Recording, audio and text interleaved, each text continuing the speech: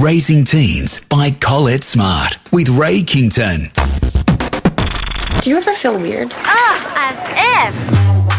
Hello, this is Ray Kington, and I'm joined by our psychologist and teacher, Collett Smart. We are talking about raising teens. As things get a little bit different from when they were little, suddenly they're talking back, suddenly they want a whole bunch of things, suddenly they need you to do more, sometimes they need you to do less. There are a whole bunch of things to navigate.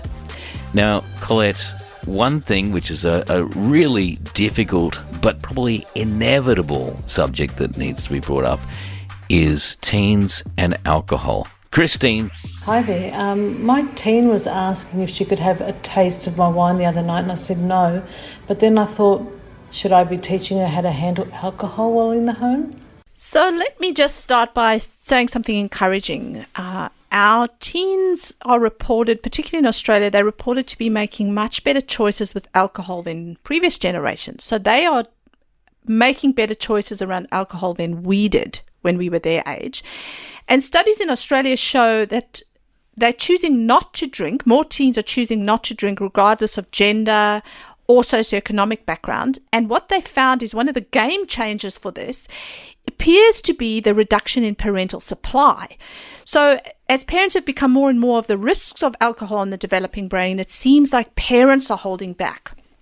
And so we know a lot of the science now tells us that alcohol affects brain development, it lowers their inhibitions, and that's risky on a brain that is not fully developed anyway.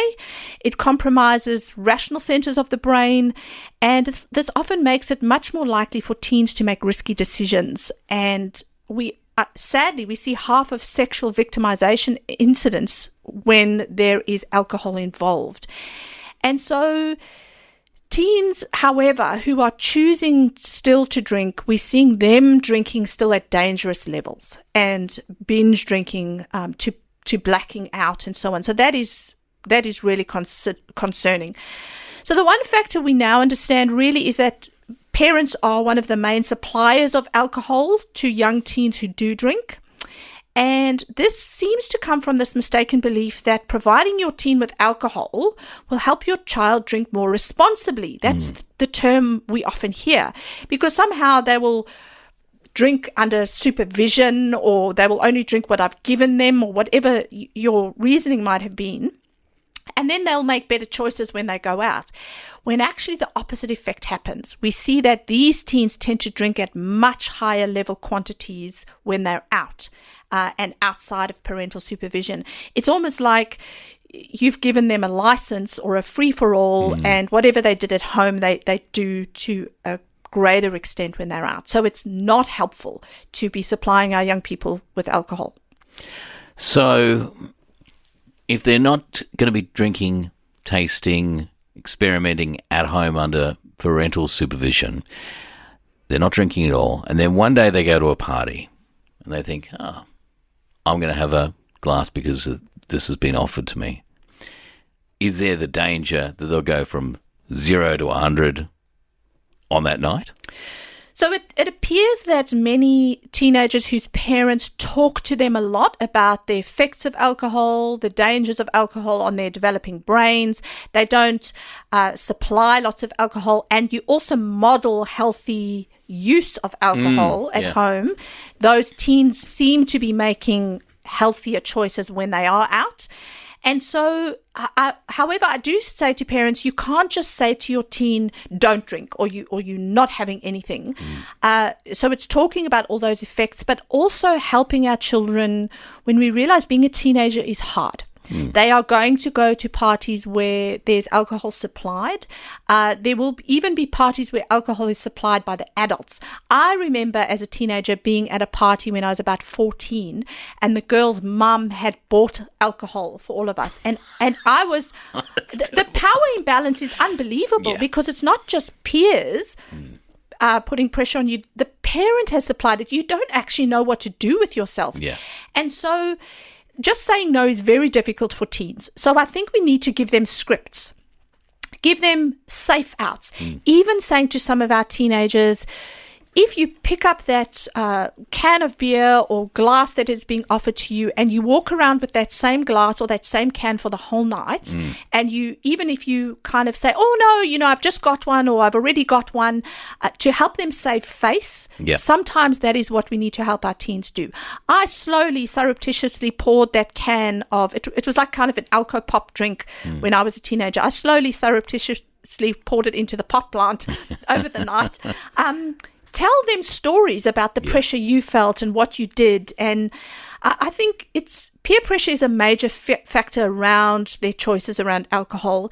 And then as parents, modeling that you don't need to get blind drunk in your home when you have parties. What are your socials? What do they look like? Is alcohol an occasional drink that you offer in your home when there's celebration? Do you never offer it? Those are conversations to have with your child. But I think the main point there is that you are not families that everybody's needing alcohol to have a good time. Yeah, so good modelling. Yes. Now, on the flip side of this, what if you're a teetotaler family? So that's fine. Yes. Your child is not seeing any alcohol use at all. But then they decide, I'd like to try that when I get out. What sort of experience? They're not necessarily learning from any experience except that there is no experience. That could be a really challenging thing for teetotaler parents. That can be really difficult. And that's not just around alcohol. There will be many areas, I think, as your child, particularly as they become an adult or a young adult, once they turn 18 and they are legally allowed to buy alcohol themselves, or they're legally allowed to vote and drive and so on. And so that is where there might be some grey areas in your relationship where you realize your child is now an adult and they need to make their own choices. And that, I don't think alcohol is an area that should break your relationship with your child. It's not like, unless they say illegally driving or taking drugs and putting other people at danger, those could be much trickier conversations and more intense conversations. That's another topic. But I think there will come a time when you will need to allow your child to make their own decisions. But even as a teetotaler, having those conversations with your 14, 15-year-old about how to handle parties and how to save face at parties and have safe outs, and even say things like, I'm feeling quite sick now at the moment. I need to text my parents, because they might be feeling emotionally sick with the decision. Give them safe outs to blame you. I often say to parents, let your child blame you to save face with their friends. Have safe texts they can text you that says, I need to come home now, and you pop in and pick them up, and let them blame you for being the killjoy or whatever it might be. But it's all around supporting your child really at that stage. Yeah. Maybe you'd like to share some of your experiences with us too, perhaps even growing up, as to how you handled this scenario as a teenager. How well did it go for you, or how badly did it go for you? We'd love to hear from you.